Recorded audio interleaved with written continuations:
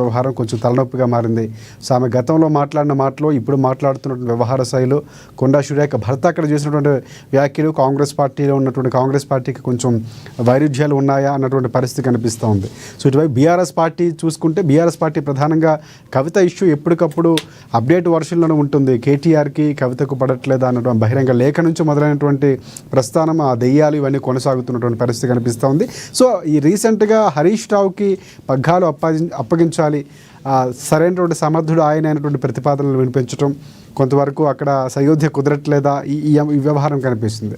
మరోవైపు బీజేపీ పార్టీకి సంబంధించి ఒక సమిష్టిగా ఉండటం లేదు. ఎప్పుడు కూడా పార్టీ లైన్ దాటి రాజాసింగ్ మాట్లాడడం, లేకపోతే కిషన్ రెడ్డికి తనకున్నటువంటి కొంతవరకు ఆ దూరము లేకపోతే వైరుధ్యాలు ప్రధానంగా వినిపిస్తున్నాయి. మరొక అంశం ప్రధానంగా రీసెంట్గా బండి సంజయ్ వ్యాఖ్యలతో ఈటలకు బండిలకు ఏమైనా దూరం వచ్చిందా, పార్టీ స్టాండ్ వేరు అండ్ వ్యక్తిగత విషయాన్ని మాట్లాడే ప్రయత్నం చేశారు. సో ఈ అంశాలను చాలా కీలకం కాబోతున్నాయి. సో మూడు పార్టీలకు సంబంధించి ముసురాలు మొదలయ్యాయా, ఎవరి గోల్లో వాళ్ళు ఉన్నారో, ఏం జరగబోతుంది, సో దాని గురించి ఆ పార్టీ ప్రతినిధులుగా వచ్చినటువంటి వారు డిబేట్ పాయింట్లు ఏం చెప్తారు అని కూడా మనం చూద్దాం. అంతోపాటు స్టూడియోలో కాంగ్రెస్ పార్టీకి సంబంధించి టీపీసీసీ అధికార ప్రతినిధి డాక్టర్ శివకుమార్ లాల్ గారు ఉన్నారు, ఆయనకి ప్రత్యేక నమస్కారం. అలాగే బీజేపీ పార్టీకి సంబంధించి బీజేపీ పార్టీ అధికార ప్రతినిధి గంగాపురం వెంకటరెడ్డి గారు మనకి అందుబాటులో ఉన్నారు జూమ్ కాల్లో, ఆయనకు కూడా ప్రత్యేక నమస్కారం. అలాగే బీఆర్ఎస్ పార్టీకి సంబంధించి బీఆర్ఎస్ పార్టీ నాయకులు రామ్మోహన్ గారు మనకు అందుబాటులో ఉన్నారు, వారికి కూడా ప్రత్యేక నమస్కారం. అలాగే ప్రముఖ ఆర్థిక రాజకీయ విశ్లేషకులు బండారు రామ్మోహన్ గారు ఉన్నారు, ఆయనకి ప్రత్యేక నమస్కారం. ముందుగా మనం ఒకసారి అంటే పార్టీల వర్షన్ ఒకసారి విందాం. ప్రధానంగా బీజేపీ పార్టీ దగ్గరికి వెళ్దాం అనుకుంటున్నాను. వెంకటరెడ్డి గారు నమస్తే అండి.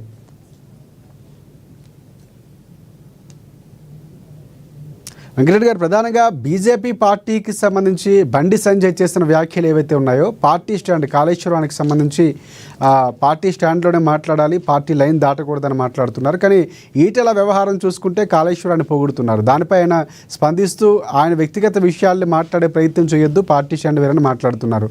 ఒకవైపు రాజాసింగ్ వ్యవహారం ఎప్పటికప్పుడు అప్డేట్లు ఆయన మాట్లాడుతూనే ఉన్నారు, విమర్శిస్తూనే ఉన్నారు, కిషన్ రెడ్డి అంశం కూడా. సో ఇక్కడ ఏం జరుగుతుంది అసలు బీజేపీ పార్టీలో?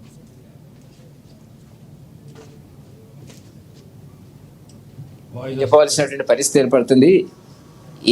ఏమీ జరగడం లేదు వాస్తవానికి, అంతా మామూలుగానే ఉంది. ఎందుకంటే రాజాసింగ్ గారు సీనియర్ నాయకుడు, 3 సందర్భాల లోపల ఆయన అసెంబ్లీకి ఎన్నికైనటువంటి సందర్భం, ప్రజాదరణ కలిగినటువంటి నాయకుడు, హిందుత్వ ఆధారంగా ఆయన కార్యక్రమాలు ఉంటాయి, దాంట్లో తప్పేం లేదు.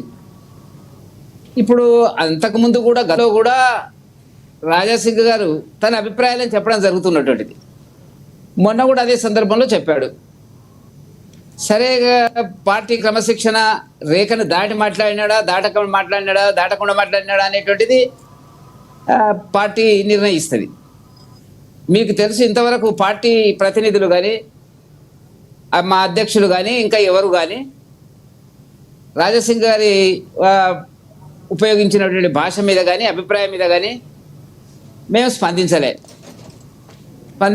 అవసరం లేదు అనేటువంటిది పార్టీ భావిస్తున్నటువంటి ఒక సందర్భం. ఇక పెద్ద సమస్య ఉంది మేము స్పందించినప్పుడు. కాబట్టి అది కనిపించే వాళ్ళకు మీడియాలో అనేక రకాలుగా కనపడి ఉండొచ్చు ప్రతిపక్ష పార్టీలకు.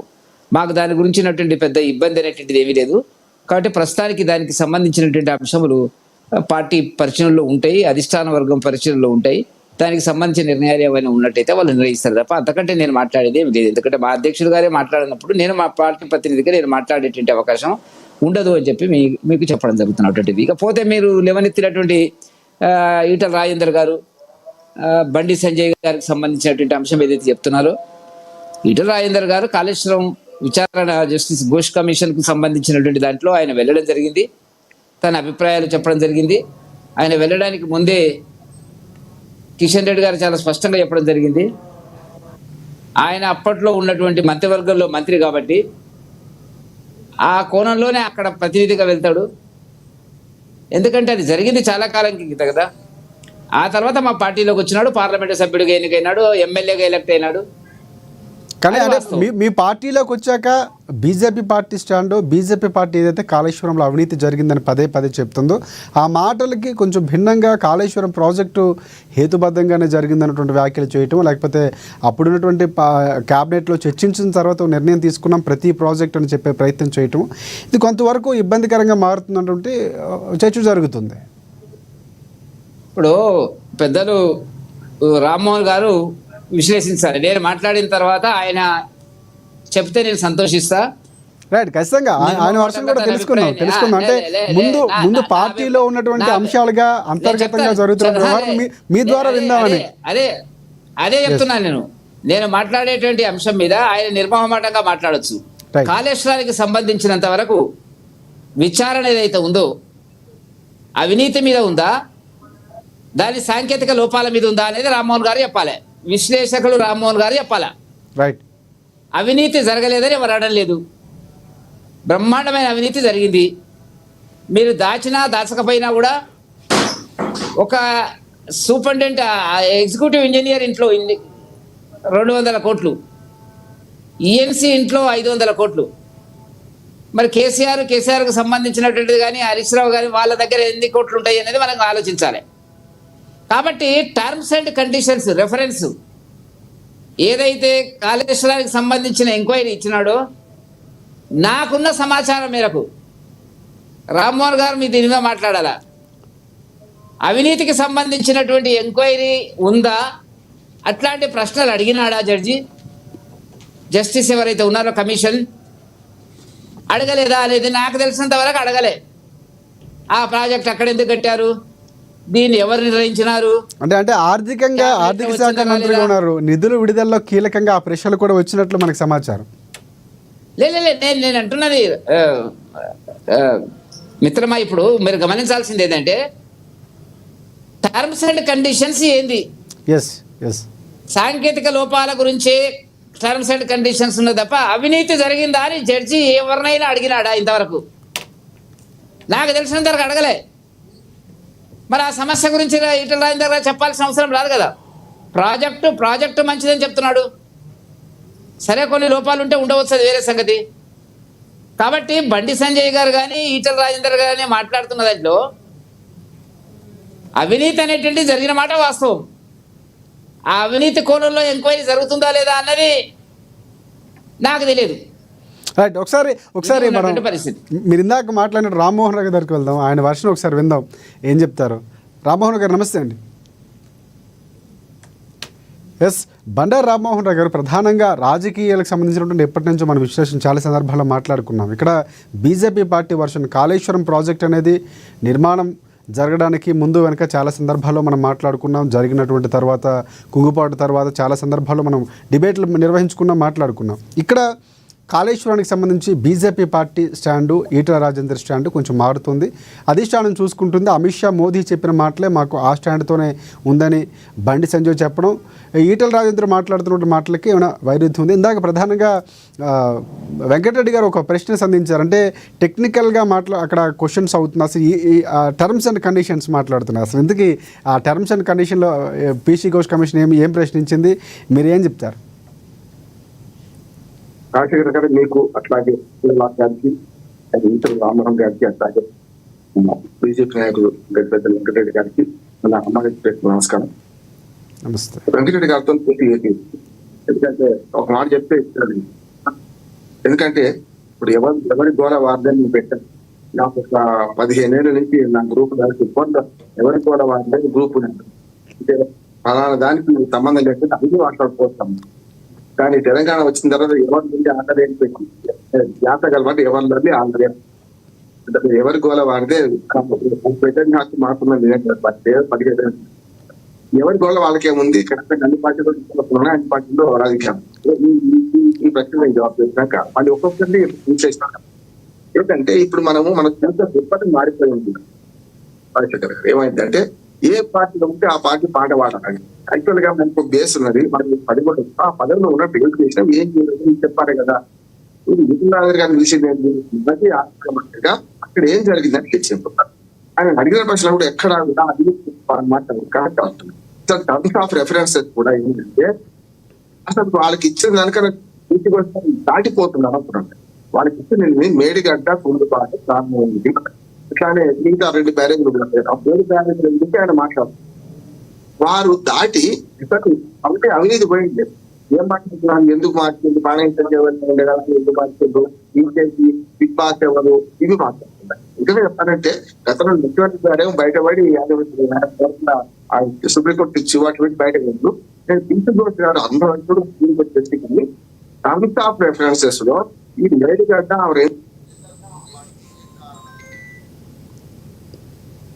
ఆయన మాట్లాడాలి. ఇది దాటి ఏం పోలేదు. ఏమని అక్కడికి ఎందుకు మంచిగా నడిచిండు, టాబ్లెట్ ఆమోదం ఉందా లేదా అని అనుకుంటే ఫస్ట్ ఏం చెప్తుంది అన్నాడు. అలా ఇదే కదా మాకు అన్నట్టు ఇలా ఎక్కడ గురించి వచ్చింది రాజు. కానీ మన దృక్పథం ఉందంటే ఇప్పుడు కాంగ్రెస్ లో ఫిరాయించిన మన తుమ్మల నాగేశ్వరరావు గారు మాట్లాడాలి మరి అంటే ఫిరాయింపు కాగానే అంతకుముందు అంటే కుటుంబం పైకి వస్తారు, అంతకుముందు 15 నచ్చే కదా. ఇప్పుడు తుమ్మల నాగేశ్వరరావు గారు ఈయనే మన ఈశ్వరరావు గారు పరిశ్రమ ముక్కు సబ్ కమిటీ ముందుకు అసలు క్యాబినెట్ ముందుకే రాలేదండి. ఇంకా క్యాబినెట్ లో చర్చక రాలేదు. సబ్ కమిటీ వచ్చింది కానీ సబ్ కమిటీలో అంతకుముందే నిర్ణయానికి వచ్చినాం. నిజంగా చెప్పానంటే ఏమంటున్నారు, మొదటి నుంచి యాభై నిర్ణయం చేసుకుంటారు. బ్యాంక్ కూడా వస్తుందా, సిడబ్ల్యూసీ అనుమతిస్తుందా, సిడబ్ల్యూసీ మొదలుపడి ఇస్తుందా, ఏ అనుమతి లేకుండా క్యాబినెట్ అనుమతి లేకుండా వాటినే కేసీఆర్ కంటే వాడు కట్టదా ఎట్లయింది. అందుకని నేను ఏమంటానంటే బాధ్యత మాజీ మంత్రిగా ఆయన చరిత్ర విషయం చెప్తుంది. అది కరెక్టా కాదా సుమనాగేశ్వరరావు గారు మాట్లాడిన దాన్ని బట్టి కరెక్ట్ కాదు అన్నట్టుంది. ఒకటి రామ్మోహన్ రావు గారు, ఒకటి ప్రధానంగా అంటే కాళేశ్వరం ప్రాజెక్ట్ అనేది చాలా గొప్ప ప్రాజెక్టుగా ఈటెల రాజేందర్ చెప్తున్నారు. కానీ బీజేపీ పార్టీ చాలా ముందు నుంచి అది అవినీతి ఒక స్కామ్కి సంబంధించినటువంటి ప్రాజెక్టుగా అభివర్ణించే ప్రయత్నం, ఇటువైపు బీఆర్ఎస్ కూడా బీజేపీ రెండు అదే వర్ణిస్తుంది. అంటే ఇక్కడ కొంచెం రెండు భిన్న స్వరాలు వస్తున్నాయి.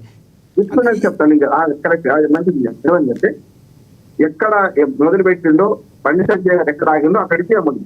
బండి సంజయ్ ఏమంటున్నారు అంటే అక్కడి నుంచి అన్ని దొరికేసి లేదంటు తానేకా చేవేళ మొదటి నిధులు పెట్టిండ్రు, దాన్ని ఏం చేయకుండానే అనవసరం ఇక్కడ మార్చిండ్రు. ఆ 161 టీఎంసీ దాని పక్క 161 టీఎంసీ అక్కడ అందుబాటులో ఉంటే వాస్తవం నివేదిక అదే ఇచ్చింది. కేంద్రం ఏం చెప్పింది ఎందుకు అక్కడి నుంచి మార్చింది అంటున్నారు.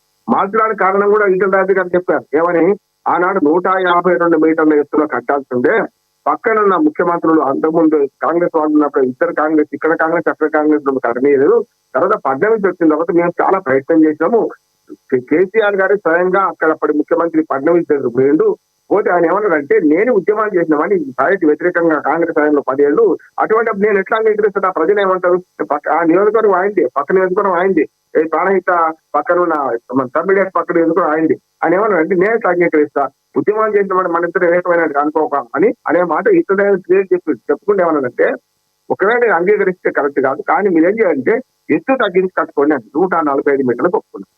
అంటే మహారాష్ట్ర భూభాగం మునిపోదు 145 టీఎంసీలో 155 ఎత్తు కడితే అప్పుడు ఏమవుద్ది అంటే 145 ఎత్తు అంటే కేవలం 60 టీఎంసీ కూడా దొరికాయి అక్కడ. అట్లా సిడబ్ల్యూసీ అదే చెప్పింది, వాక్కోస్ నివేదిక అని చెప్పింది. అందుకు మార్చినమని ప్రభుత్వం తరపున ఆనాటి ప్రభుత్వంలో ఉన్న ఆర్థిక మంత్రి ఈటెల రాజేందర్ చెప్పిండు. ఇక ఇక్కడ రెండోది మొదటి వెర్షన్ ఏమో ఎందుకు మార్చిన ఆయన అడిగితే మార్చిన సంగతి నేను చెప్పిండు. ప్రభుత్వం ఏం చేసిన నిర్ణయం చెప్పిండు కదా.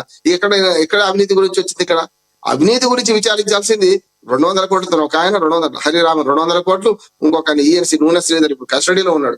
ఇద్దరు 200 కళ్ళు చేస్తే నాకు కూడా అనుమానం ఉంది. ఎందుకంటే పిందోడే ఇప్పుడు కింది అధికారి కింద తింటే అధికారికి ఎంత పోయింది, రాజకీయ నాయకత్వానికి ఎంత పోయింది, అది ఏం పక్కనే కాళేశ్వరం ఈటెల రాజేందర్ చెప్పకముందే నేను ఏమంటున్నానంటే అద్భుతమైన ప్రాజెక్టు కాళేశ్వరం బ్యారేజ్ అనేది బ్యారేజ్ కట్టుకోవాలి. పనకచెండ కూడా అదే పొద్దున పనకి చెడ ఇచ్చిపోతే మన సేమ్ మల్లన సాగర్ బాగా 175 టీఎంసీలు కట్టుకుంటాం. కనుక ఈ రెండింటి కాంట్రాక్ట్ క్లియర్ మంత్రి ఆనాడు పార్టీ మారగానే తుమ్మల నాగేశ్వరరావు గారు మీరు ఇస్తారా, నేను ఏమంటాను కరెక్ట్ కాదు కదా. అంటే తప్పు చేసిన తప్పన్నా. ఇప్పుడు ఈటెల గారు మాట్లాడినటువంటి మాటలు ఏవైతే ఉన్నాయో అంటే వాస్తవాలు మాట్లాడే ప్రయత్నం ఈటెల రాజేందర్ చేస్తారనుకోవాలా? ఖచ్చితంగా బండి సంజయ్ ఆ వ్యాఖ్యలు ఎందుకు చేయాల్సి వచ్చింది? అంటే ఆయన వ్యక్తిగత స్టాండ్ అని పరోక్షంగా విమర్శించే ప్రయత్నం చేయడం కాదు కదా. అంటే ఇప్పుడు వాళ్ళిద్దరి మధ్య వైరం మొదటి నుంచి పడుతున్నది. ఇప్పుడు అంటే ఇప్పుడు మూటగా ఆపలేమ్మా, అది ఉన్నది. ఆ వైరం రాజకీయ వైరం ఒకటే జిల్లా వాళ్ళు, ఉమ్మడి కర్నూలు జిల్లా వాళ్ళు వైరం ఉన్నది.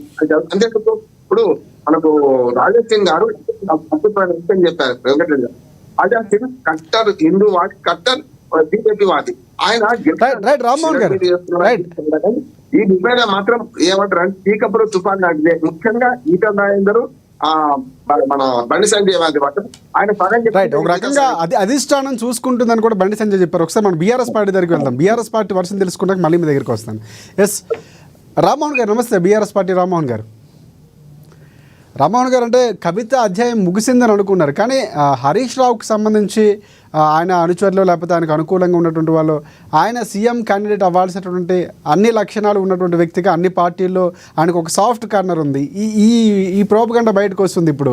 ఎందుకు సొంత పార్టీలోనే ఇలాంటి అంశాలు బయటకు రావటం? వార్తలు కేవలం మీరు వార్తలను కొట్టిపడేస్తారు అనుకుంటున్నాను నేను, కానీ ఒక క్లారిటీ ఇస్తే బాగుంటుంది. మీకు కూడా అలాంటి అభిప్రాయాలు ఏమున్నాయా? బిఆర్ఎస్ పార్టీలో ఎటువంటి ఇబ్బందులు లేవు, ఎటువంటి మనస్పర్ధ లేవు ఎవరికి కూడా. ఏమన్నా కవిత గారి విషయంలో కూడా అందరూ కాంగ్రెస్ పార్టీ కావచ్చు, బీజేపీ కావచ్చు, మీడియా కావచ్చు కొంచెం అత్యుత్సాహం ప్రదర్శించి ఏదో జరిగిపోతుంది టీఆర్ఎస్ పార్టీలో ప్రభాకర్ ఇచ్చారు. అది ఆదిలోనే ఆగిపోయింది. అప్పుడే చెప్పాను అంతా. కానీ ఒకటి ఆగిపోవడం అనేది రామ్మోహన్ గారు, ఒకటి ఆ దెయ్యాలు ఎవరో ఇంకా క్లారిటీ ఇవ్వలేదు. ఆగిపోవడం లేదు, ఇది కొనసాగుతూనే ఉంటుంది. రాజకీయాల్లో ఆగిపోవడం అనేది ఉండదు అనేది నా ప్రశ్న. అట్లా ఏముండదండి. ఒక విషయం నేను ఏం చెప్తున్నా అంటే కవిత గారు క్లియర్ గా చెప్పడం జరిగింది. మా నాయకుడు మా సుప్రీం కేసీఆర్ గారు చెప్పడం జరిగింది. ఇక అంతకంటే వేరే మార్గం ఉందండి, అయిపోయింది. ఇక్కడ దాని గురించి చర్చ అవసరం లేదు. ఇప్పుడు మనం గమనించాల్సింది ఏంటంటే ఇక్కడ కాంగ్రెస్ పార్టీ కావచ్చు, భారతీయ జనతా పార్టీ కావచ్చు, రెండు కూడా కూడబలుకొని మళ్ళీ టీఆర్ఎస్ పార్టీ ఎదగకుండా చేయాలని కుట్ర అంతా ఉన్నారు. దాంట్లో భాగంగా రెండు ప్రాపగండా. ఇది కాళేశ్వరం విషయం మనం గమనించినట్టయితే ఈటల రాజేందర్ గారు చెప్పిన విషయాన్ని అటు కిషన్ రెడ్డి గారు సమర్థిస్తలేరు, ఇటు బండి సంజయ్ గారు సమర్థిస్తలేరు. ఇద్దరు కేంద్ర మంత్రులు చెరో మాట మాట్లాడుతున్నారు. జరిగిన విషయం ఈటల రాజేందర్ గారు చెప్తే అది సంజయ్ గారికి మనస్కరిస్తలేదు. ఆ పార్టీ లైన్ కాదు అంటే పార్టీ లైన్ ఏంది? టీఆర్ఎస్ పార్టీ బదనాం చేయాలి, కేసీఆర్ గారు బదనాం చేయాలి, కేటీఆర్ గారు బదనాం చేయాలి, వీళ్ళ పార్టీ ఎదగకుండా అంతేనా? BJP party line. BJP party line ఏం చేసుకోవాలంటే కార్యకర్తలు ఎట్లా బలోపేతం చేసుకోవాలి, పార్టీని ఎట్లా విస్తరించుకోవాలి, ఎవరైతే జాతీయవాదం పేరు మీద పార్టీ కొరకు పనిచేసారో వాళ్ళకి అవకాశం ఇవ్వాలి. అది వదిలిపెట్టి పక్క పార్టీలకి వచ్చిన నాయకులకు పెద్దపెట్ట వేసి వాళ్ళకు అధ్యక్ష స్థానాలు వాళ్ళకి టికెట్ ఇచ్చి భారతీయ జనతా పార్టీ మొత్తం కలగురి గంపలాగా చేస్తున్నారు. ఇంకా వాళ్ళు అన్న ఫెయిల్ అవుతారు కాబట్టి మళ్ళీ బీఆర్ఎస్ పార్టీ ఎదుగుతూ కష్టం అని చెప్పేసి కేసీఆర్ గారి నాయకత్వాన్ని ప్రశ్నించే ప్రయత్నం చేస్తున్నారు. ఈ సంజయ్ గారి వాక్యం పూర్తిగా తప్పు. ఏంటి ఈటల రాజేందర్ గారు జరిగిన విషయం చెప్పిండ్రు, దానికి ఏకగ్రీవంగా మద్దతు తెలుపుతున్నారు. వీళ్ళిద్దరు కూడా చెరో మాట మాట్లాడుతున్నారు. మేం చెప్పారు కాంగ్రెస్ పార్టీ కూడా ఏదైతే రేవంత్ రెడ్డి గారు దొంగ కేసులు పెట్టి కేసీఆర్ గారు అబాస్ పాలు చేయాలని ప్రయత్నం చేస్తున్నాం. ఇది ముమ్మాటికి జరగని పనులు ఇవన్నీ. ఈ రెండు పార్టీలు కూడా తమ తమ పార్టీ యొక్క వ్యక్తిగత విషయాలు, పార్టీ విషయాలు చూసుకుంటే చాలా మంచిది. టీఆర్ఎస్ పార్టీ పైన అపనిందలు మోపి ఏదో చేయాలని ప్రయత్నం చేస్తాం, ఎట్టి పరిస్థితి జరగని పని. ఖచ్చితంగా ఒక రకంగా బీఆర్ఎస్ పార్టీలో ఎటువంటి లొక్కలొక్కలు లేవు, ఎలాంటి వైషమ్యాలు లేవు, అందరూ కలిపే పని చేస్తున్నారు అంటారు, అంతే కదా? 100% ఏమున్నా చిన్న చిన్న మనస్పర్ధలు ఉంటే అక్కడ వరకు ముగిసిపోతాయి. ఎవరు కూడా వేరే నాయకత్వాన్ని అంగీకరించే ప్రసక్తే లేదు. అందరూ కూడా కేసీఆర్ గారి నాయకత్వాన్ని కోరుకుంటారు. అంటే మాకు ఎక్కడ కనిపించట్లేదు కేటీఆర్ కవిత ప్రభుత్వంపై వ్యతిరేకంగా లేకపోతే ఏదో ఒక ఉద్యమం చేయటం, కవిత కేటీఆర్ కనిపించడం, లేకపోతే హరీష్ రావు ముగ్గురు ఎక్కడ కనిపించట్లేదు అన్నా చెల్లెళ్ళు. ఎవరి కార్యక్రమం పార్టీ కార్యక్రమాలు ఇంకా ప్రారంభం కాలేదు. వాళ్ళు ఎవరి స్థాయిలో వాళ్ళు పనిచేస్తారు. అధికార పార్టీ వచ్చి దాదాపుగా 18 నెలలు 2 సంవత్సరాలు కావస్తుంది. ఇంకా ఇప్పటికీ ఇంకా మన కాళేశ్వరం పైన హరీష్ రావు గారు రాష్ట్ర కార్యాలయంలో పవర్ పాయింట్ ప్రజెంటేషన్ పెట్టడం జరిగింది. బీఆర్ఎస్ సంబంధించిన అందరూ కూడా జిల్లా స్థాయి నుంచి ముఖ్య నాయకులకు చెప్పడం జరిగింది. అదే విషయాన్ని అసెంబ్లీ స్థాయిలో సమావేశాలు పెట్టి పెద్ద ఎత్తున కార్యకర్తలకు ప్రజలకు వివరించాలని ప్రణాళిక నడుస్తామండి. త్వరలో ప్రారంభమవుతుంది. గ్రామ స్థాయి వరకు ఈ యొక్క కాళేశ్వరం ప్రాజెక్టు గురించి, దాని కింద ఉప ప్రాజెక్టులు అన్ని విషయాలు కేంద్రం చేస్తాం. దాంట్లో కాంగ్రెస్ పార్టీ, భారతీయ జనతా పార్టీ చేస్తున్నటువంటి అసత్య ప్రచారాలు అందరూ తెలిసిపోతాయి. కాబట్టి రేపు రాని ఉన్న స్థానిక సంస్థల ఎన్నికలు దృష్టిలో పెట్టుకొని మీరు మాట్లాడే ప్రయత్నం చేస్తా ఉన్నారు. అది కేవలం చీకట్లో బాణం వేసే ప్రయత్నం తప్పితే దాని సక్సెస్ కాదు. ఎందుకంటే రెండు పార్టీలు కూడా తమ విధానాలు మార్చుకొని ప్రజల కొరకు పని చేయాలా, లేకపోతే జాతీయ స్థాయిలో భారతీయ జనతా పార్టీ దేశంలో ఉంది. 11 సంవత్సరాల పరిపాలన మోడీ గారి పూర్తయినది పెద్ద ఎత్తున కార్యక్రమం నిర్వహించుకుంటా ఉన్నారు. ఈ 11 సంవత్సరాలు తెలంగాణ రాష్ట్రానికి ఏమన్నా పెద్ద ఎత్తున తెలంగాణ పని చేసిరా అనేది తెలంగాణ ప్రజలకు చెప్పాల్సిన అవసరం ఉంది. రైట్. అవన్నీ పక్కకు పెట్టి దీనిపై ఈటల రాజేందర్ గారు మాట్లాడితే ఇది కాదు పార్టీ లేని కాదు వ్యక్తిగత విషయం అని అనడం వారికి చెంది అది ప్రజలకు అర్థమవుతుంది. అంటే పార్టీ ఏం పెట్టుకుని కేవలం బీఆర్ఎస్ పార్టీని బదనాం చేయాలి అనే ప్రణాళిక పెట్టుకొని పనిచేస్తున్నట్టు కనిపిస్తుంది బీజేపీ. అది ఎటువంటి సక్సెస్ కాదు. రైట్. బండారు రామ్మోహన్ గారు అంటే దీనికి సంబంధించి ఏం చెప్తారు? ఎందుకంటే మీ దగ్గరికి తీసుకొస్తున్నా దానికి ఒక క్లారిటీ ఇవ్వాల్సింది. ఎందుకంటే అసలు బీఆర్ఎస్ పార్టీలో ఏం లేదు, చిన్న పార్టీ ఉంటే ఉండొచ్చు తప్ప సమిష్టిగానే ఉన్నాం, సమిష్టిగానే పోరాటం చేస్తున్నాం, ఒక రకమైనటువంటి క్లారిటీ ఇచ్చే ప్రయత్నం చేశారు రామ్మోహన్ గారు. ఏమంటారు?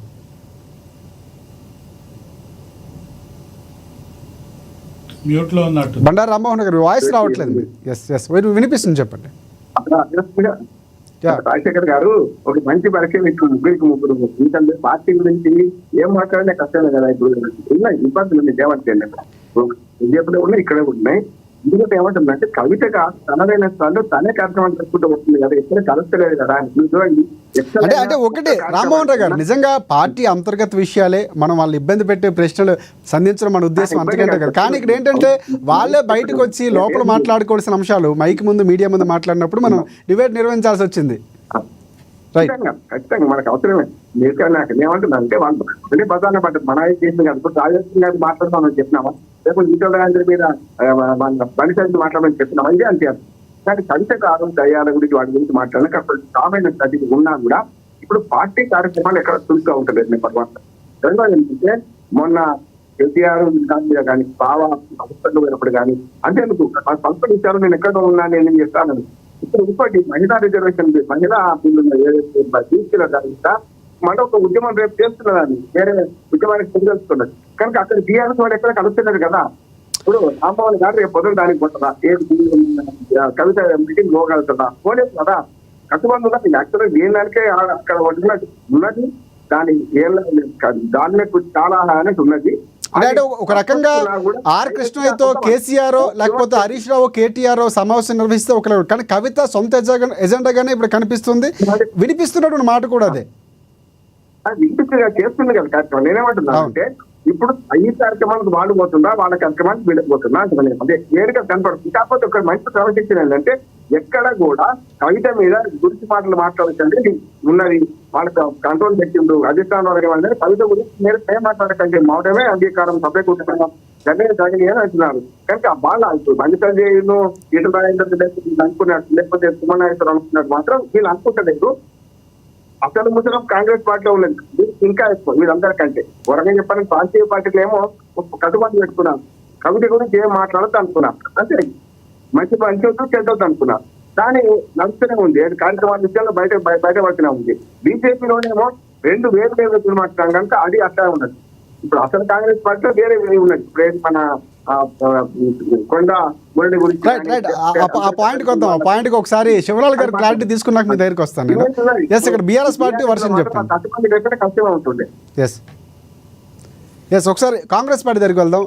శివలాల్ గారు ఉన్నారు. శివలాల్ గారు నమస్తే అండి.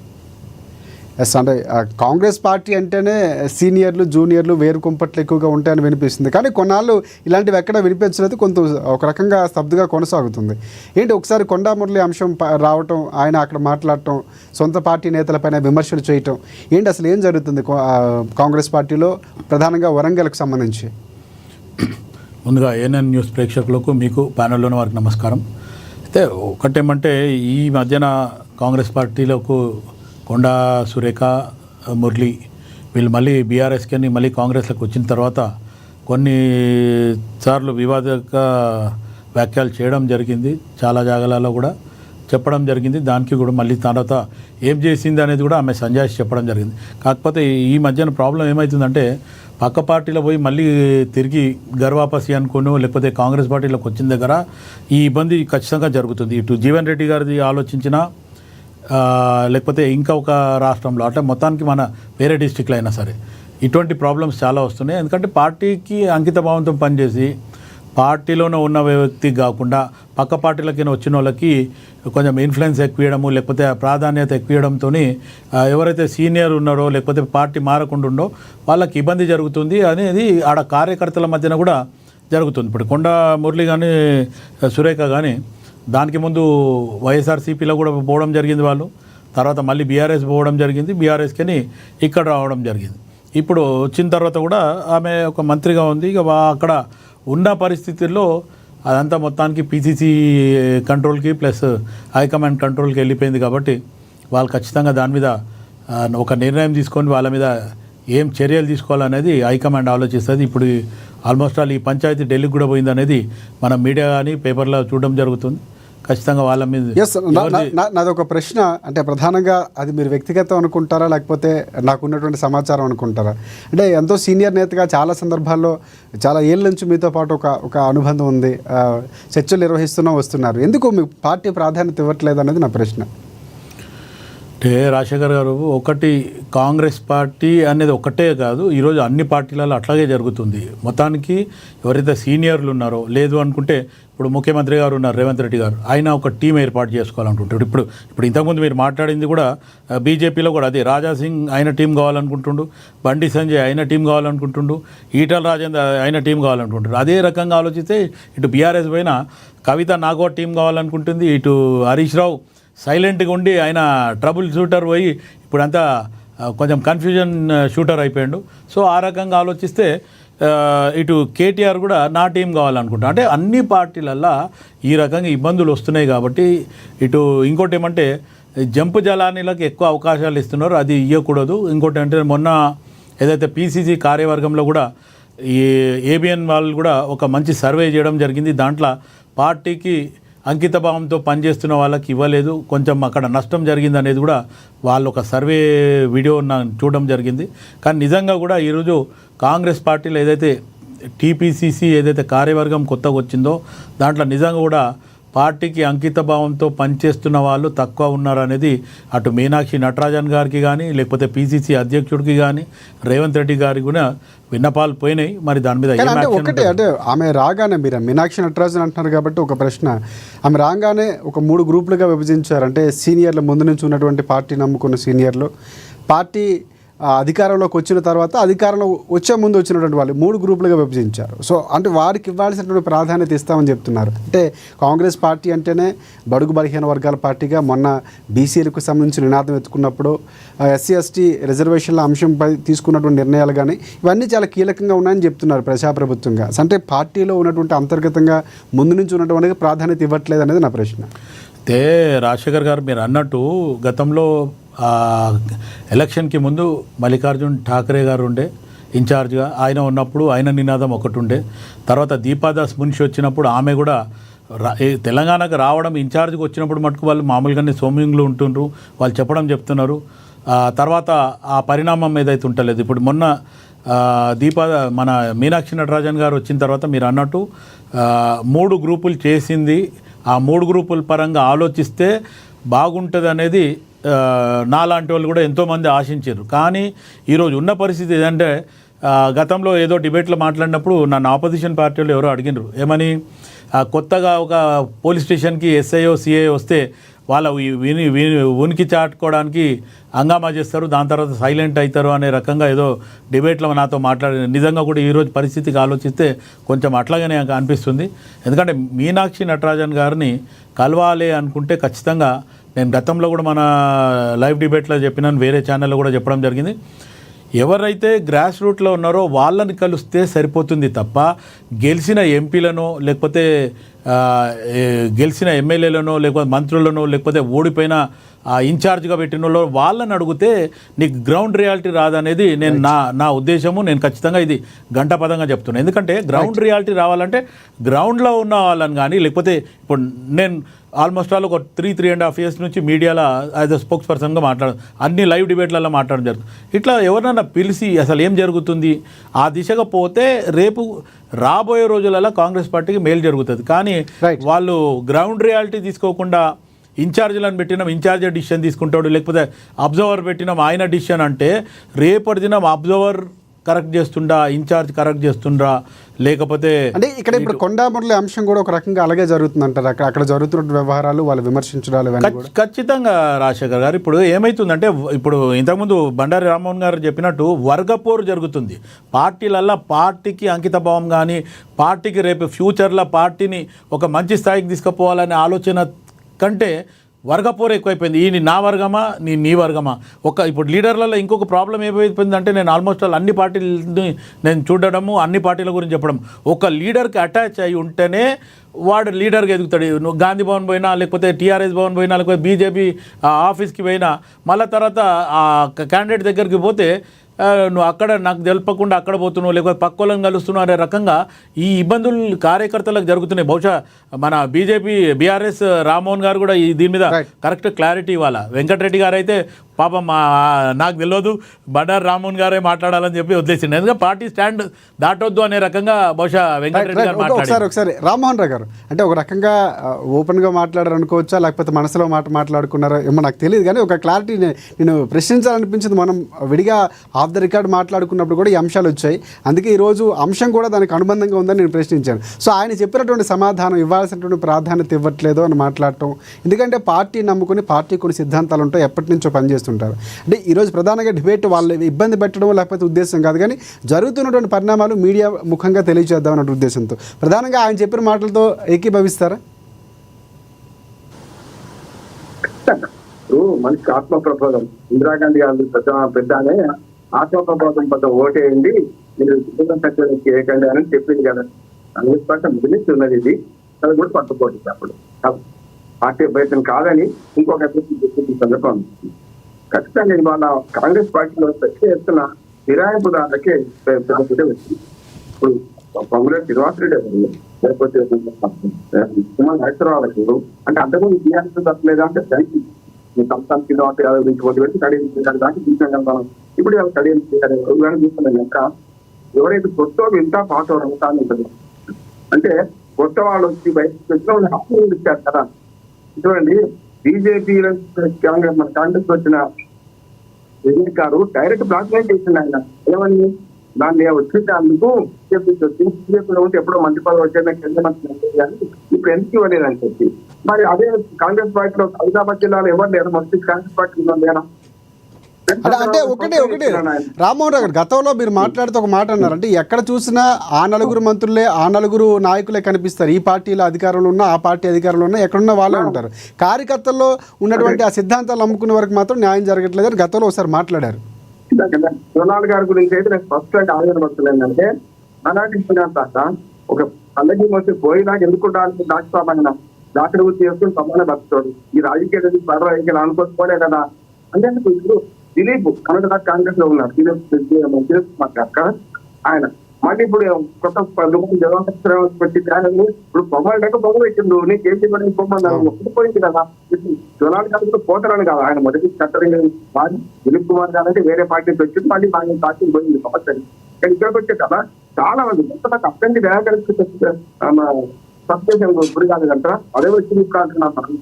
చాలా మంది కాంగ్రెస్ లో నాయకులు మొదటి చూసిన వాళ్ళు కూడా చాలా మంది ఇటువంటి పార్టీ సందర్భం. దీంట్లో ఇంకోటి ఏమైందంటే ఫిరాయింపు కార్డే కొత్తగా మొత్తం కాంగ్రెస్ పార్టీ అంటే ఈ మార్పులు రావడానికి కారణం అంటే రాజకీయాల్లో ఉన్నటువంటి వ్యూహాలు మారడమా, లేకపోతే పరిస్థితులు మారటమా, సీనియర్లకి లేకపోతే వాడి ఐడియాలజీని జనాల్లో ఇప్పుడు సోషల్ మీడియా నడుస్తుంది. సో ఆ ఉద్దేశంతోనే ఈ ప్రాధాన్యతలు మారుతున్నాయి, కొత్త వాళ్ళకి ఛాన్స్ ఇవ్వడం జరుగుతుంది అనుకోవచ్చు అన్ని పార్టీల్లో కూడా. సిద్ధాంత రాహిత్యం అంటే గతంలో ఒక పార్టీలో ఉన్నవాడు జీవితాంతం ఆ పార్టీలో కథలుంటుంది ఉంటుందా. ఇప్పుడు శ్రీనివాసరావు గారు ఆర్ఎస్ఎస్ కట్టలు కార్యకర్త లాగు దొడుకొని పనిచేస్తుంది, కానీ కాంగ్రెస్ చేరినాక జీవితాంతం కాంగ్రెస్ కాలంలో విడవలే చచ్చిపోయినా కళ్యాణం. కానీ అదే కమ్యూనిస్ట్ పార్టీలో మొదటి జాతీయ నాయకత్వంలో కూడా ఎంతమంది బయట ఇచ్చిన సాయారాం కూడా పెంచి ఇప్పుడు మన తెలంగాణ రాజకీయాలు జరుగుతున్నాడే. 3 పార్టీలలో కూడా ఒక రకంగా చెప్పాలంటే ఫిరాయింపు చేస్తున్నది.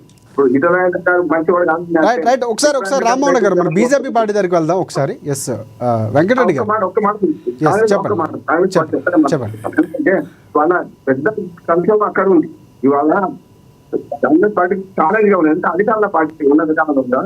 ఇప్పుడు కలిగిన కానీ ఫిర్యాదు దాని అక్కడ మురళి కొండ ఆ కుటుంబంకి ఫిర్యాదు దాని అక్కడ ఎవరు ప్రకాష్ రెడ్డి గారు కూడా గతంలో తెలుగుదేశం కదా కాంగ్రెస్ వచ్చింది. ఇట్లా చూసుకుంటే ఎవరు సుధారణ ఎవరు వీళ్ళంతా ఏదో పార్టీలు అంటే ఈ బీజే ఆ పార్టీలో ఈ పార్టీలో ఉంటారు.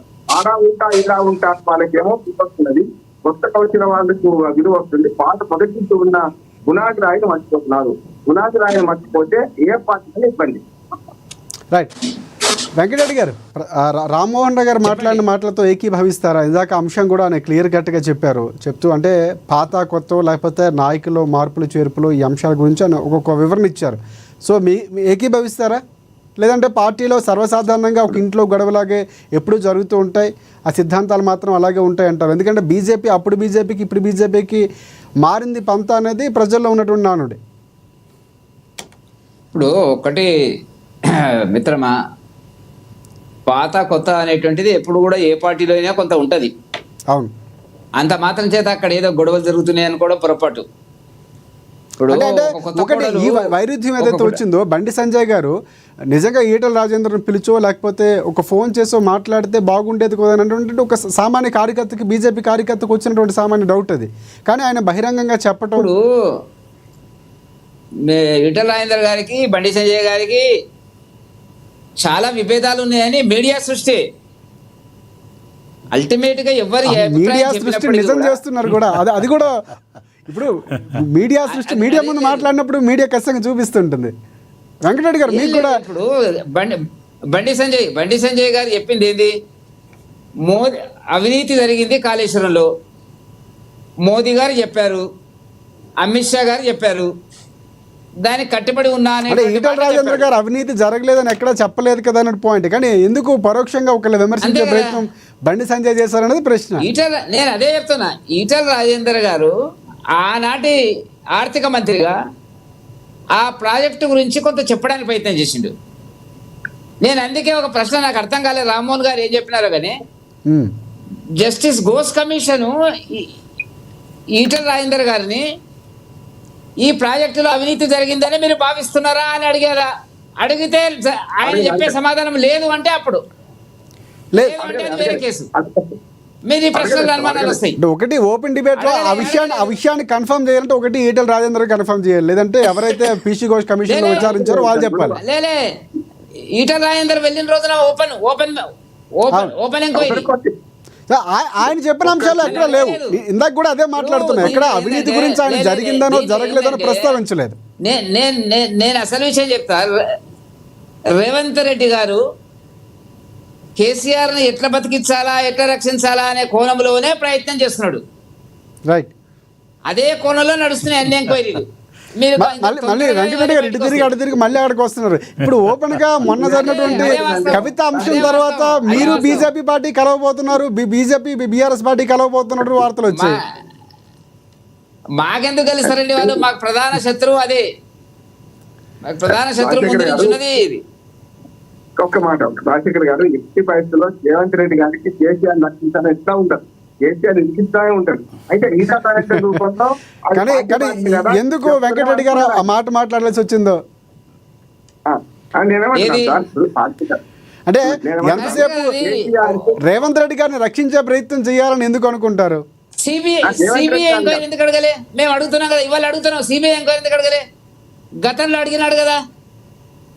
వాళ్ళ మధ్యన అండర్స్టాండింగ్ ఉంది, రైట్, మంచి చెడ్డల అవగాహన ఉన్నది. ఎస్ ఒకసారి బీఆర్ఎస్ పార్టీ దగ్గరికి వెళ్దాం. ఎస్, అండర్స్టాండింగ్ ఉందా రామ్మోహన్ గారు? మీ పార్టీ కాంగ్రెస్ పార్టీ మాట్లాడుతున్నాడు. రైట్, ఈటల రాజేందర్ గారు ఏం క్వశ్చన్ అడిగారు? ఈటల రాజేందర్ గారు భారతీయ జనతా పార్టీ సభ్యుడే కదా, ఆయన పార్టీ పిలిపించి మీరు మాట్లాడితే అయిపోతుండే. ఇక మీడియాలో మాట్లాడితే మేమేం చెప్తాం సమాధానాలు? ఈటల రాజేందర్ గారు ఏం క్వశ్చన్ అడిగారు? విచారణ కమిషన్ ఈటల రాజేందర్ గారు పార్టీ ఆఫీస్ లో మీటింగ్ పెట్టి లేకపోతే బహిరంగ ప్రెస్ మీట్ పెట్టి మాట్లాడేది ఉండే. ఇప్పుడు అవినీతి జరిగిందా, అవినీతి జరగాలనేది ప్రజలందరూ తెలుసు. అవినీతి జరిగిన అధికారులు జైలుకు పోతున్నారు, ఏసీబీ అధికారులు పట్టుకుంటా ఉన్నారు, రైట్లు అవుతా ఉన్నాయి. దానిపైన ఎవరైనా మాట్లాడతలేదు వాళ్ళకి మద్దతుగా. అవినీతి చేసిన వాళ్ళకి శిక్ష అనుభవించాల్సిందే. దాంట్లో ఇలాంటి ఏ పార్టీలో మద్దతు పలకదు. మన భారతీయ జనతా పార్టీ నాయకులుగా మీరు ఈటల రాజేందర్ గారిని ఏం అడిగింది అనేది మీరు అడిగి కనుక్కొని చెప్పండి ఆ విషయం. ఒకటే రామ్మోహన్ గారు ఇంకో ప్రశ్న. ఇందాక ఒక రకంగా శివలాల్ గారు ఓపెన్ అయి చెప్పారేమో, కొంతవరకు ప్రాధాన్యత ఇవ్వటంలో పార్టీలు ఒక సముచిత స్థానం ఇవ్వట్లేదు, ఇంకా గుర్తించట్లేదు అన్నటువంటి ఒక చిన్నపాటి అసంతృప్తిను లేకపోతే అనుకున్నటువంటి భావాన్ని వ్యక్తం చేశారు. మీకు అలాంటి భావాలు ఏమైనా ఉన్నాయా బీఆర్ఎస్ పార్టీలో? అలాంటివి ఏమైనా జరుగుతున్నాయా? అంటే ఇందులో కూడా అన్ని పార్టీలను మాట్లాడటం నేను ప్రశ్నిస్తున్నాను. ఇందులో రాజశేఖర్ గారు నేను అదే చెప్తున్నాను. పార్టీ విషయం కాకుండా కామన్ గా రాజకీయ యొక్క పార్టీలో పట్ల ప్రతి పార్టీ ఒక 10-15% కార్యకర్తలకు అన్యాయం జరుగుతుంటుంది. ఎందుకంటే తెలుసో తెలియకనో పార్టీ సరిగ్గా గుర్తించడనో సరైన నాయకుడు పైన సమాచారం అధిష్టానం చేరకపోవడం ప్రతి పార్టీలో ఉంటుంది. కేవలం కాంగ్రెస్ అని కాదు, బీజేపీ అని కాదు, టీఆర్ఎస్ అని కాదు, ప్రతి పార్టీలో ప్రతి విషయాలు జరుగుతుంటది. అది ఉద్యోగం కావచ్చు, వ్యాపారం కావచ్చు, రాజకీయం కావచ్చు, ఏదైనా అన్ని రంగాల్లో ఈ యొక్క సమస్య ఉంటది. కానీ కాంగ్రెస్ పార్టీ కొంచెం భారతీయ జనతా పార్టీ కొంచెం ఎక్కువ ఉంది. అసలు ఈ రెండు పార్టీలు చాలా ఎక్కువ ఉంది. అటువంటి జరుగుతుందని మేము కూడా కోరుకుంటున్నాం. ఫైనల్ గా ఏం చెప్తారు, కంక్లూడ్ చేయండి రామ్మోహన్ గారు. ఒకటే ఇందులో గమనించాల్సింది, తెలంగాణ ప్రజలందరూ గమనించాల్సింది, కాంగ్రెస్ పార్టీ, భారతీయ జనతా పార్టీ తమ సొంత పార్టీ మనం వదిలిపెట్టి ఈ యొక్క మళ్ళీ ప్రజలందరూ కోరుకున్నట్టుగా బీఆర్ఎస్ పార్టీ ముందుకు వస్తుంది, కేసీఆర్ గారి నాయకత్వం పెరుగుతుందని మా యొక్క పేరును, కేసీఆర్ గారి నాయకత్వాన్ని ఎటు తిరిగి వీళ్ళు చెడు విధంగా ప్రయత్నం చేయాలి, చెడిపోయే ప్రయత్నం చేయాలి, మా మీద ఏదో పట్టగాల్చి మీ దేశ పని చేస్తూ మేము అక్రమాలు చూపించినట్టు వీళ్ళు ప్రజలకు చూపించే ప్రయత్నం చేస్తూ ఇటువంటి ప్రయత్నాలు మానుకోవాలి. ఇంత కోరుతా ఉన్నాం. ప్రతిగా మీ యొక్క టీవీ ముఖంగా ప్రజలందరూ గమనించాల్సిన కోరుతా ఉన్నాం. మేము ఎన్ని ప్రయత్నాలు చేసినా కాంగ్రెస్ పార్టీ, భారతీయ జనతా పార్టీ, కేసీఆర్ గారి నాయకత్వాన్ని ప్రజలు కోరుకుంటా ఉన్నారు. మీరు ఎన్ని అబద్ధ ప్రచారాలు, ప్రచారాలు చేసినా మాకు ఎటువంటి హాని జరగదు. ఎందుకంటే మన ఈ కార్ రేస్ లో ఇబ్బంది పెట్టాలని చూసారు, ఈ యొక్క కాళేశ్వర ప్రాజెక్ట్ లో కేసీఆర్ గారిని ఇబ్బంది పెట్టాలని చూసారు. ఇటువంటి ఎన్ని ప్రయత్నాలు చేసినా బీఆర్ఎస్ పార్టీకి ఎలాంటి నష్టం జరగదు. రేపు రాబోయే స్థానిక సంస్థల ఎన్నికల్లో ఖచ్చితంగా భారత రాష్ట్ర సమితి మంచి రిజల్ట్ తీసుకుంటాం. అన్ని పార్టీల కన్నా గడిస్తాం. అది కాంగ్రెస్ పార్టీ చెప్పబెట్టలాగా జరుగుతుంది. రైట్. వెంకటరెడ్డి గారు, బీజేపీ పార్టీ వర్షన్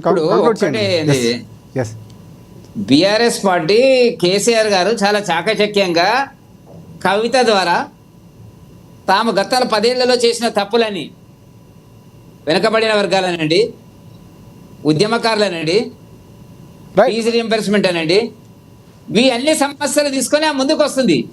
అంటే కొంత సాఫ్ట్ గా చేయించే ప్రయత్నం చేస్తున్నారు. ఓకే, చివరికి వాళ్ళంతా ఒకటే. అది మనం గుర్తుంచుకోవాలి. Right right. కంక్లూడ్ చేయండి. మీ పార్టీ గురించి ఎటువంటి ఇబ్బందులు ఏమి లేవంటారు, అంతే క్లియర్ గా? మాకేం ఇబ్బంది లేదు. ప్రజలు ఎదురు చూస్తున్నారు. కొత్త అధ్యక్షుడు ఎప్పుడు వస్తాడు సార్, మీకు అధికారం ఇవ్వడానికి సిద్ధంగా ఉన్నాము అంటున్నారు. Right right. ఆ మాట దాదాపుగా 1 సంవత్సరం నుంచి వింటున్నా. ఢిల్లీకి రావాలని చెప్పండి. రైట్. కొత్త అధ్యక్షుడు ఢిల్లీకి రావాలి, వస్తాడు, ఇక నిదానంగా వస్తాడు. Right right. ఒక వెంకటరెడ్డి లాంటి ఒక మంచి నేతకు ఇవ్వాలని మనం కూడా కోరుకుందాం, ఒక రకంగా. అంటే పార్టీ కింద నుంచి వచ్చిన వారికి. రైట్. ఫైనల్గా ఒకసారి కాంగ్రెస్ పార్టీ దగ్గరికి వెళ్దాం. ఎస్ శివలాల్ గారు, మీరు కంక్లూడ్ చేయండి. అయితే ఇప్పుడు ఇద్దరు వాదనలు విన్నప్పుడు అర్థమైంది ఏంటంటే, వెంకటరెడ్డి గారేమో రేవంత్ రెడ్డి కేసీఆర్ని బచాయిస్తుడని చెప్తుండు. కేసీఆర్కి మొత్తానికి రేవంత్ రెడ్డికి ఉప్పు నిప్పులాగా తేడా ఉంది అక్కడ. ఆయన కాలి ఒక డ్రోన్ ఎగరేస్తే ఆయన బిడ్డ పెండ్లు ఉందంటే కూడా పట్టించుకోకుండా తీసుకుపోయి జైలు వేసిర్రు. ఇటు మన శివలాల్ గారు మాట చెప్తాను, రాజకీయంలో శాశ్వత మిత్రత్వం శత్రుత్వం ఉంటుందంటే మనం నమ్మలేదు. ఎందుకంటే మారొచ్చు. నేను కూడా ఒప్పుకుంటా, శాశ్వత శత్రువులు లేరు, శాశ్వత మిత్రులు లేరు, నేను కాదంటలే.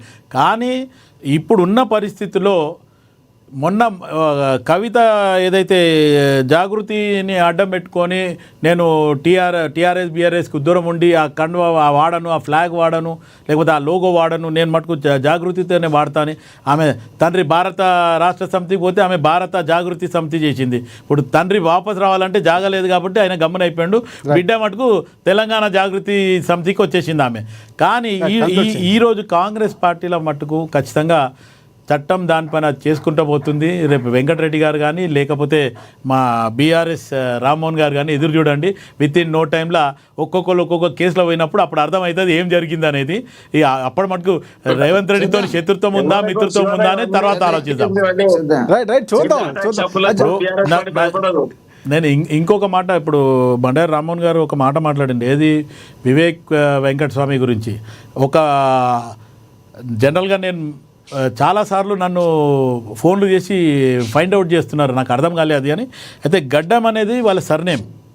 ఈ గడ్డం ఫ్యామిలీలకి నలుగురికి ఎందుకు ఇచ్చిండ్రు అనేది నన్ను ప్రశ్నించడం జరిగింది. ఒకటి వినోద్, వివేక్, తర్వాత వాళ్ళ కొడుకు, తర్వాత ప్రసాదరావు. ఈ నలుగురు కూడా సేమ్ ఫ్యామిలీ. అదే సేమ్ ఫ్యామిలీకి 4 ఇచ్చిండ్రు ప్లస్ ఇంకా 2 అడిషనల్ ఇచ్చిండ్రు అని అడిగినరు. ఏంది అని అడిగితే ఒకరికి మినిస్టర్ ఇచ్చిండ్రు, ఒకరికి స్పీకర్ ఇచ్చిండ్రు. అంటే ఒక్క ఫ్యామిలీలో 6 శాఖలు వేరైనా శాఖలు వేరే అవడం అని చెప్తున్నారు. ఆ ప్రశ్న సమాధానం ఒక రకంగా మీరే చెప్పాలి. ఇక అది నేను చెప్తున్నా కదా రాజశేఖర్ గారు, నేనే ఆ ప్రశ్న నన్ను వేసి ప్రతిసారి నన్ను ఫైండ్ అవుట్ చేయడం.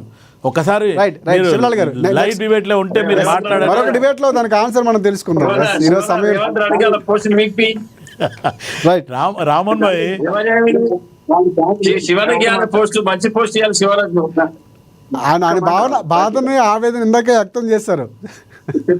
ఏమంటున్నా అంటే రైట్ రామన్ గారు కంక్లూడ్ చేయండి. 1 minute లో కంక్లూడ్, మన సమయం తక్కువ ఉంది. శివరాజ్ గారు చెప్పినట్టు గతంలో ఇదే గడ్డం ఫ్యామిలీ ఎవరిని టీఆర్ఎస్ కూడా బ్లాక్ మెయిల్ చేస్తే అంబేద్కర్ విగ్రహం తరలిస్తాం అనుకున్న ప్లేస్ వెంకటస్వామి గారి విగ్రహం పెట్టి ఆయన గౌరవించింది. వెంకటస్వామి గారు మా ఇంటికి ఫలితాలు వచ్చాయి మా కాంగ్రెస్ పార్టీ ఉన్నారు, సమస్య కాదండి. కానీ వెంకటస్వామి గారి విగ్రహం ఆవిష్కరణకు అప్పుడు కూడా అక్కడ అంబేద్కర్ విగ్రహాన్ని చదువుతాని విగ్రహం మారుద్దాం అనుకుంటే అక్కడ పెట్టుకున్నారు. ముఖ్యంగా వాళ్ళ డిమాండ్ ఎప్పుడు ఏ ప్రభుత్వం అధికారంలో ఎవరున్నా బీజేపీలో కూడా పెంచిన వినోద్ గారు బీజేపీలో అన్ని పార్టీలు అయిపోయింది. ఆ సమస్య లేదు. ఇవాళ ఫిరాయింపు దానికి అవకాశం వాళ్ళు పెట్టే అవకాశం అన్ని పార్టీలు అంటున్నాను నేను. రెండోది కూడా గాడి పంట లేకుండా ఏ నాయకుడు పైకి ఎక్కే పరిస్థితి. Right, thank you. డిబేట్లో పాల్గొనే అభిప్రాయం తెలియజేసినందుకు ప్రత్యేకంగా ధన్యవాదాలు రామ్మోహన్ రావు గారు మీకు. అలాగే బీఆర్ఎస్ పార్టీ రామ్మోహన్ గారికి, అలాగే కాంగ్రెస్ పార్టీ శివలాల్ గారికి స్టూడియోకి వచ్చినందుకు ప్రత్యేకంగా ధన్యవాదాలు. అలాగే బీఆర్ఎస్ పార్టీకి సంబంధించి వెంకటరెడ్డి గారు మీకు కూడా ప్రత్యేకంగా ధన్యవాదాలు. అంటే ఏ పార్టీలో ఉన్నా సముచితమైన స్థానం కల్పించాలని ప్రతి ఒక్కరు కోరుకుంటారు. కుటుంబం అన్నాక చిన్నపాటి గొడవలు లేకపోతే వైరుధ్యాలు రావటం వస్తూ ఉంటాయి. కానీ దాన్ని సమర్థించడంలో లేకపోతే సరిచేయడంలో అధిష్టానం చాలా కీలకం కావాలి. పార్టీ సిద్ధాంతాలతో ముందుకు వెళ్లాల్సిన అవసరం ఉంది అన్నటువంటి పార్టీ వినిపిస్తుంటాయి. కానీ అవి ఒక రకంగా 3 పార్టీలో కొరబడిందని చెప్పుకోవచ్చు. సో భవిష్యత్తులో వస్తూ ఉంటాయి గొడవలు, కానీ అంతిమంగా కలుస్తామని 3 పార్టీలు చెప్తున్నాయి. కానీ అంతిమంగా ప్రజలకు మాత్రం మేలు చేసేలాగా పార్టీ వ్యవహార శైలి, నాయకుల శైలి ఉండాలనేది నా కోరిక. ఇది ఇవాళ డిబేట్ పాయింట్. మరిన్ని అప్డేట్స్తో చూస్తూనే ఉండండి ANN తెలుగు న్యూస్.